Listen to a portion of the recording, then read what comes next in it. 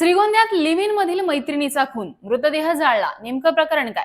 नमस्कार, मी प्रियंका. लेट्सअप मराठीमध्ये आपलं स्वागत. जिच्यावर प्रेम केलं, जिच्यासोबत लिव्ह इन मध्ये राहिला, तिच्याच कॅरेक्टरवर संशय घेत तिचाच घात केला. अशा प्रेमाला प्रेम म्हणावं तरी कसं, हा प्रश्न माझ्यासह तुम्हालाही पडला असेल ना? पण असं घडलंय तेही आपल्या अहिल्यानगर जिल्ह्यातील श्रीगोंदा तालुक्यात. लिव्ह इन रिलेशनशिप मध्ये राहणाऱ्या एका प्रियकराने चारित्र्याच्या संशयातून 17 वर्षीय प्रेयसीच्या डोक्यात लोखंडी रॉड व फरशी घालून तिचा खून केलाय. नंतर मृतदेह जंगलात नेऊन जाळला. हा प्रियकर व त्याच्या वडिलांना पोलिसांनी बेड्या ठोकल्या आहेत. आता नेमकं काय घडलंय ते सविस्तर जाणून घेऊयात. या घटनेत खून झालेली ही मुलगी अल्पवयीन असून मागासवर्गीय प्रवर्गातील होती. या मुलीसोबत शुभमची इंस्टाग्रामवर 1 वर्षांपूर्वी ओळख झाली. मागील 3 महिन्यांपासून ती व शुभम श्रीगोंद्यातील काळकाई चौकामध्ये राहत होते. तो तिच्यावर संशय घेत होता आणि याच संशयातून त्याने या मुलीला अनेकदा मारहाणही केली. 1 महिन्यापूर्वी मुलीच्या आईने श्रीगोंदा पोलीस ठाण्यामध्ये शुभम व त्याच्या आई वडिलांच्या विरोधात तक्रार करण्याचाही प्रयत्न केला होता. मात्र शुभमने हे प्रकरण मिटवलं. सोमवारी 15 जूनला दुपारी 2 वाजता त्या दोघांमध्ये भांडण झालं. त्यावेळी शुभमने याच मैत्रिणीच्या डोक्यामध्ये लोखंडी रॉडचा घाव घातला व फरशीने ठेचून तिचा खून केला.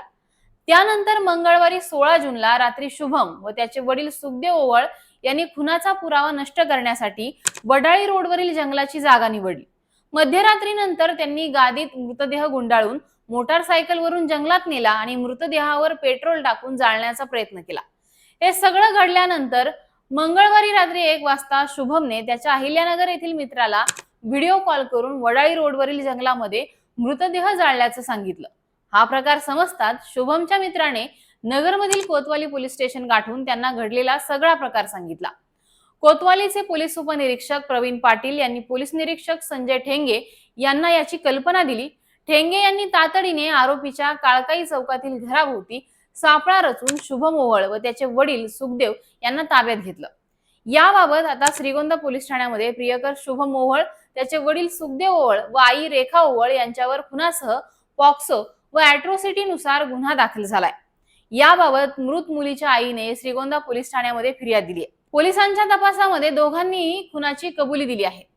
या घटनास्थळाला अपर पोलीस अधीक्षक वैभव कलुवर्मे, उपविभागीय पोलीस अधिकारी दिलीप टिपरसे, पोलीस निरीक्षक संजय ठेंगे यांच्या पथकाने भेट दिली.